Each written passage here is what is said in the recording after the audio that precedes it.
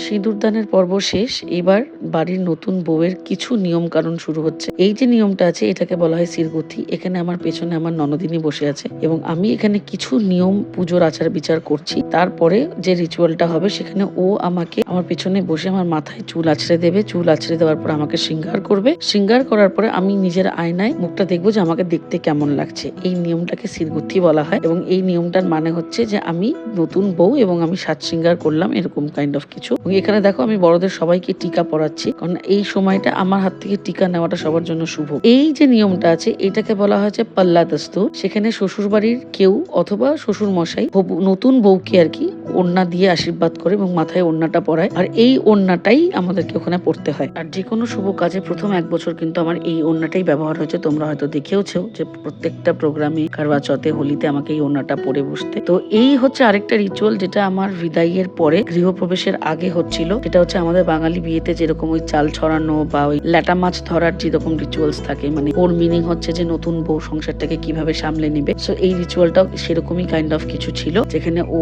থালাগুলো সরিয়ে দিচ্ছিল আর আমাকে ঝুঁকে ঝুঁকে সেই থালাগুলোকে একটা একটা করে তুলতে হচ্ছিল। আর এখানে একটা টার্মস অ্যান্ড কন্ডিশন ছিল যে এই থালাগুলো যখন আমি তুলবো, একটা থালার সঙ্গে একটা থালা তোলার সময় কোনো সাউন্ড যেন না হয়। কতটা শান্তিপূর্ণ ভাবে আমি সংসারটাকে ম্যানেজ করতে পারবো, এটাই ছিল হচ্ছে এই গেমটার মেন রিচুয়াল। আর এইখানে পকেট খসার পালা, আমাকে ঢুকতে দেওয়া হবে না আমান যতক্ষণ এখানে টাকা পেমেন্ট না করবে। তোমাদের এই ছোট্ট ব্লগটা কেমন লাগলো আমাকে অবশ্যই জানিও।